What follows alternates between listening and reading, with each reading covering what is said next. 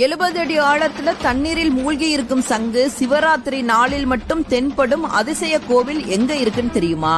பீகார் மாநிலம் பாங்கா மாவட்டத்துல கடற்கரையை ஒட்டி இருக்க மந்தர் மலைப்பகுதியில சங்கு குளம் ஒண்ணு இருக்கு. இந்த சங்கு குளத்தில் பாஞ்சஜன்ய சங்கு ஒன்று உள்ளது. இந்த சங்கானது வருடம் முழுவதுமே 70 அடி ஆழத்துல தண்ணீரில் மூழ்கி இருக்கும். சிவராத்திரிக்கு முந்தைய நாள் மட்டும் தண்ணீர் குறைந்து சங்கு வெளியே தெரியும். மறுநாளே தண்ணீர் மீண்டும் பெருக்கெடுத்து சங்கு தண்ணீரில் மறைந்துவிடும். இந்த மந்தர் மலையானது அமிர்தம் பெறுவதற்காக அசுரர்களும் தேவர்களும் வாசுகி என்ற பாம்பை கயிறாகவும் மந்தார மலையை மத்தாகவும் கொண்டு கடலை கடைந்த இடம் அப்படின்னு தலவரலாறு சொல்லப்படுது. இந்த பாஞ்சஜன்ய சங்குல தான் கடலை கடையும் போது கிடைத்த ஆழகால விஷத்தை சிவபெருமான் குடித்ததாக நம்பப்படுது.